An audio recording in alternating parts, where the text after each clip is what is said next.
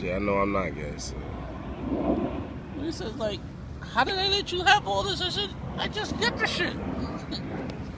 You are the purveyor of smut. But then we were fucking around, and I was showing him all my knives even back then. This is in high school, first year high school, and I took a knife. I said, "Here, Rick."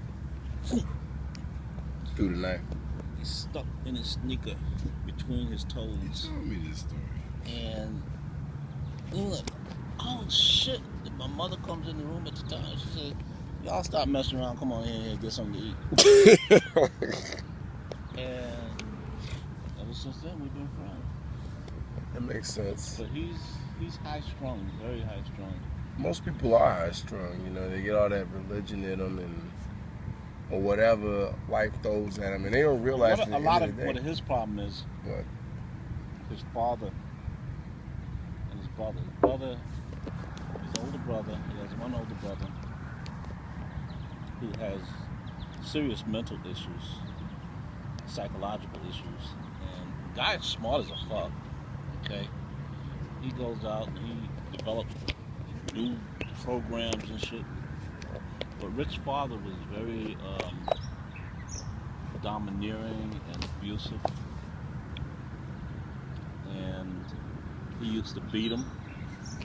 And Rick would come to school always wanting to fight somebody, you know. All that pent up aggression, I bet. Exactly. And that's why both of us now, it wasn't because of the experiences that I had. Yeah, my mother beat me, but it wasn't because of the experiences I had. I just don't believe in beating a child, because to me, that means you just have, something big just jumped up out of there. Yeah, I saw that. That means you just happen to be bigger and more powerful, which it's not going to stay that way. Yeah, because over time, your body's on the degrade. Right. And all that stuff that you did to people is going to come up to catch up with you. Yeah. But a lot of cats don't realize that. Like, I'm big and strong, I'm powerful. But like Buddha said, this shit passes. It's a phase. Right. And not Deal only with that. You're going to pay. Is that the only way that you can instill a lesson into your child? You know, and black women in particular, they always are the advocate of beating their kids. I turned out. Oh, I know that for a fact. I was always having to be the punisher when it came down to my son. Your son ain't acting right. She'll call me up. If you instill that in a kid, then a lot of times people don't realize the effects that have. Second of all, let's say you're a manager somewhere and somebody does shit you don't like. Do you go and beat them up?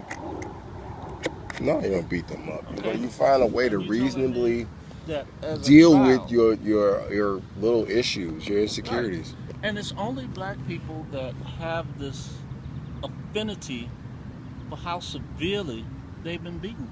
And this is a leftover from slavery. That's what Tommy Sotomayor was talking about. Like that's been passed down from slavery days. Right.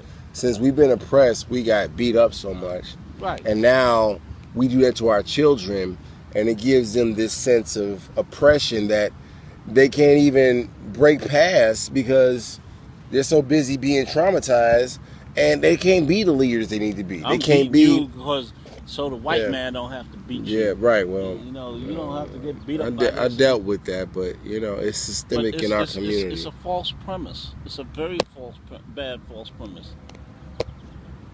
Well, it's happened a lot.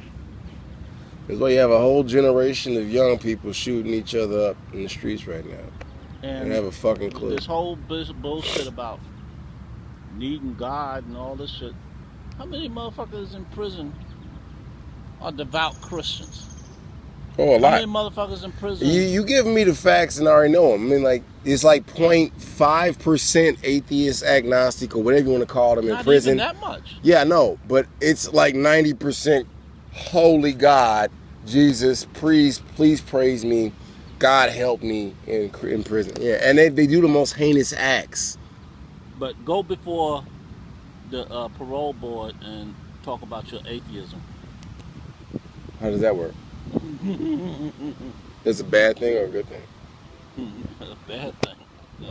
They like to hear how you found God, you found Jesus, you know. Yeah, that sounds like further indentured servitude to me. Like, sometimes I wonder if I started saying praise Jesus more or God. I really wonder that instead of being real and just being fake, and I say fake in the truest sense of, you know, I really don't see a point in this good garbage. But I know 90% of you cats that live on this part of the globe with me believe in this shit. In order for me to work and be prosperous, I would have to just pretend with 90% of you mugs just to survive. Even if I'm doing things like teaching your children math and science. Even if I'm doing things like showing them how to be better citizens of society. If I am not saying praise God every morning, I'm a heathen or I am a negative individual, and that is just freaking retarded with a lot of these people nowadays.